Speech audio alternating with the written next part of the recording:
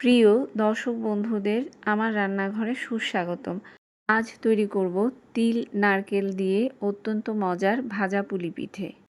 হঠাৎ করে যদি বাসায় অতিথি চলে আসে, ফ্রিজে নারকেল কুড়ানো থাকলে এই পিঠেটা আপনি মাত্র 15 মিনিটে তৈরি করে সার্ভ করতে পারবেন।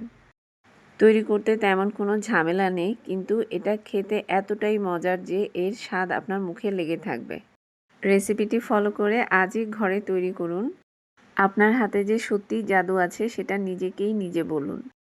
চলুন তৈরি করি নারিকেল ও তিলের ভাজা পুলি পিঠে। প্রথমেই ভাজা পুলি পিঠের জন্য ডো তৈরি করে নেব। আমি এই পিঠেটা তৈরি করব আটা দিয়ে। আমি ময়দা বা চালের গুঁড়ি এসব কিছু ব্যবহার করব না। পিঠেটা বাইরে থেকে হবে খাস্তা মুচমুচে এবং ভেতরে রসালো। ডো তৈরি করবার জন্য আমি 1.5 কাপ আটা নিয়েছি। দিয়েছি 1 চা চামচ লবণ, 2 টেবিল চামচ সয়াবিন তেল, 2 টেবিল চামচ ভাজা সাদা তিল, চিনি 1 চা চামচ। এতে পিঠার কালারটা সুন্দর আসবে ও খাস্তা হবে। রুম টেম্পারেচারে থাকা 1 কাপ জল নিয়েছি। আটাটাকে তেলের সাথে ভালো করে মাখিয়ে নিয়েছি। এরপর অল্প অল্প করে জল দিয়ে মাখিয়ে মণ্ডটা তৈরি করে নেব। একবারে সবটুকু জল দেব না, একটু একটু করে দেব।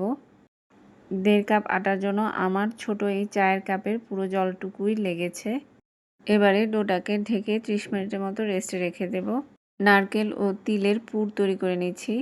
1.5 কাপ ফ্রেশ কুড়ানো নারকেল, 1/2 কাপ চিনি, 1/3 কাপ গুঁড়ো দুধ ও 3 টেবিল চামচ ভাজা তিল।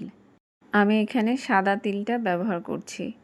সব কিছুকে ভালো করে মিশিয়ে নিচ্ছি।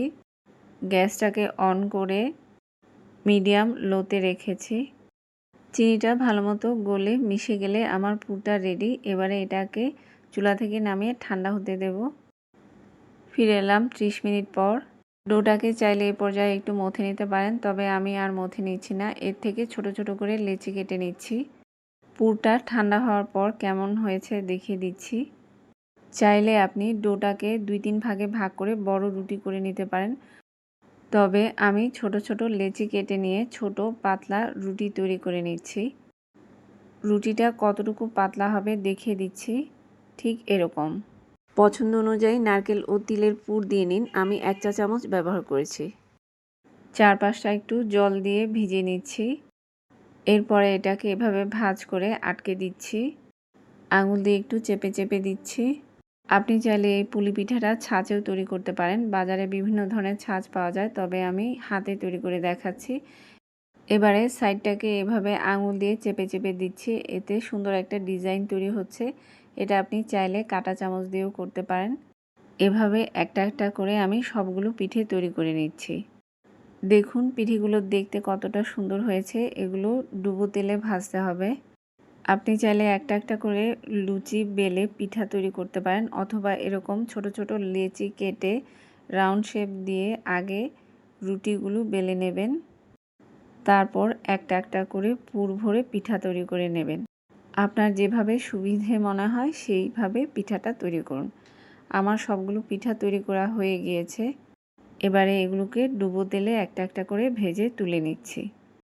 তেলটা খুব বেশি গরম করার দরকার নেই। মোটামুটি গরম হয়ে গেলে একটা একটা করে পিঠে দিয়ে দেব। চুলার আঁচটাকে মিডিয়াম লোতে রাখবো।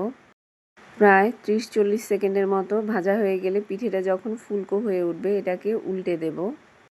অপর সাইডটাও 30 থেকে 40 সেকেন্ডের মতো ভাজা হয়ে গেলে আবারও উল্টে দেব। এভাবে উল্টে পাল্টে পিঠাটা হতে মোটামুটি 1 মিনিটের মতো সময় লাগবে। আজকে সবথেকে সহজ পদ্ধতিতে নারকেল ও তিলের ভাজা পুলি পিঠের রেসিপি শেয়ার করলাম। পিঠেটাকে গরম গরম পরিবেশন করুন। পিঠেটা প্রায় 4-5 ঘন্টা মুচমুচে থাকবে। পিঠেটা ঠান্ডা হয়ে গেলে পিঠে ভাজার তেলটাকে গরম করে এর মধ্যে পিঠেটাকে জাস্ট কয়েক সেকেন্ডের জন্য ছেড়ে দিলেই আবার সেই মুচমুচে ভাবটা ফিরে আসবে। পিঠে দুটো হালকা গোল্ডেন করে ভাজা হয়ে গিয়েছে, এবারে তুলে নিচ্ছি। এরপর বাকি পিঠেগুলো একে একে ভেজে নিচ্ছি। আশা করছি আজকের এই সহজ রেসিপিতে তিল নারকেলের ভাজা পুলি পিঠে দর্শক বন্ধুদের কাছে খুবই ভালো লেগেছে। ভালো লাগলে বন্ধুদের মধ্যে বেশি বেশি করে শেয়ার করে দিন। আবারও কথা হবে পরবর্তী কোনো রেসিপি নিয়ে। শেষ পর্যন্ত সঙ্গে থাকার জন্য সকল দর্শক বন্ধুকে অসংখ্য ধন্যবাদ।